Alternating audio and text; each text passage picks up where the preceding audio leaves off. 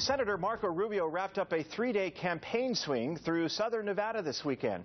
On Saturday, I had the opportunity to speak with him one-on-one. We talked about his time growing up here in Las Vegas and about some of the challenges he faces moving forward in this presidential race.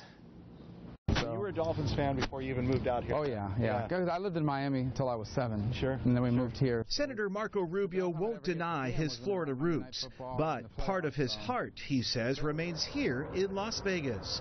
From the house he lived in as a child on East Lava Avenue, to his elementary school, C.C. Ranau, to Freedom Park, where he enjoyed playing football. The school across the street from where the J.D. Smith Park, my first team I ever played tackle football in 4th grade, they practiced there. And then I was here in 5th grade and again in 7th grade. A lot has happened since the 7th grade. First, he was an up-and-comer in the Republican Party.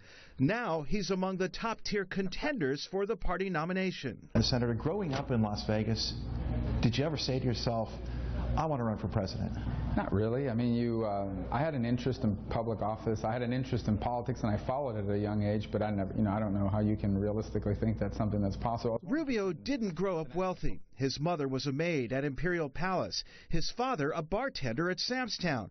But he says he did grow up privileged. I grew up with 2 parents in a stable home who loved each other and loved their children, and who taught us that we lived in a country where even the son of a bartender and a maid could be anything he or she wanted to be. Reaching working-class voters in Nevada, however, won't be easy. Many belong to unions who support the Democratic Party.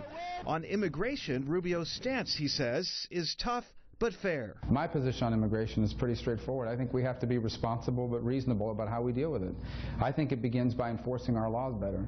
Until we bring illegal immigration under control, we are not going to make progress on immigration in this country. It's just that simple. Like other Republicans in the race, Rubio says if elected, he'd like to repeal Obamacare. As for the economy, there would be changes there as well. The president, if you listen to his cabinet, he'll tell you that the economy has improved. We've created jobs. We're in a much better position than we were. What is your take on that, and do you think you could improve upon that if elected? Yeah, because it's true that we're technically near full employment, but those jobs don't pay enough. And you also have record numbers of people that have dropped out of the workforce. You have to account for both of those things. The new jobs that are being created don't pay enough, and you're measuring that percentage against a smaller pool of people. You have people that have dropped out of the labor market, and both of these things are disastrous for the country. And we'll be posting more of my interview on our website, news3lv.com. Rubio, by the way, will be back in Las Vegas soon, if not for campaign purposes, to visit family members. He says he actually has more relatives here in Las Vegas than he does in Florida.